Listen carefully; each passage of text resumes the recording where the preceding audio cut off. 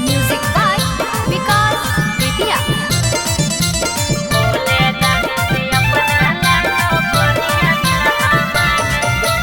अनोखा digital recording studio Alamnagar Madhepura.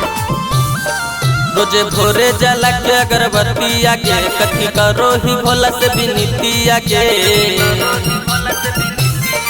रोजे भोरे जला के अगरबत्तिया के कथी करो ही भोला से विनीतिया के।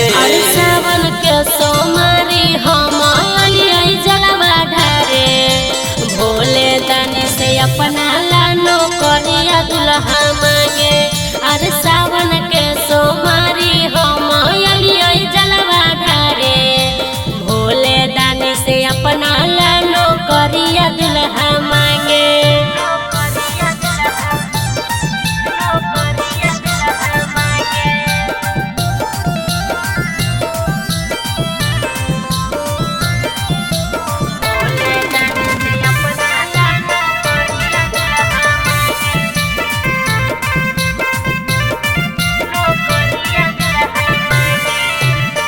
दुल्हा ले करबै छोरा 16 सोमारी रे ओकरे खातिर बनबै शिव के पुजारी रे।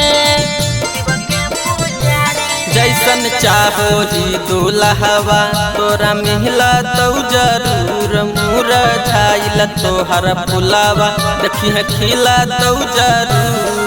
अरे गजा बेल पत्ता और चढ़लिए हम भांग भोला दानी से अपना लानो करिया दुल्हा मांगे। अरे सावन के सोमारी हम जलवा ढारे भोले दानी से अपना लानो करिया दुल्हा मांगे।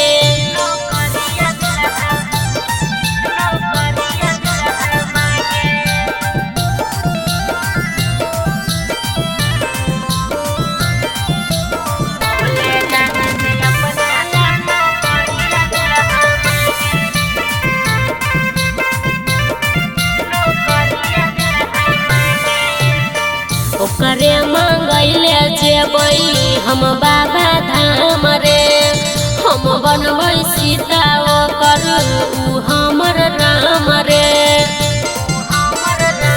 जवन सोचै छी सपनावा सब होतौ गे साकार बाबा भोले दानी सुनतौ तोर दिलावा के पुकार। अरे लेके जइबै गुड्डू राजा रोशन के अपना संगे भोले दानी से अपना लेनो करिया दुल्हा मांगे। अरे सावन के सोमारी हम जलवा ढारे भोले दानी से अपना लेनो करिया दुल्हा मांगे। अनोखा digital recording studio Alamnagar Madhepura.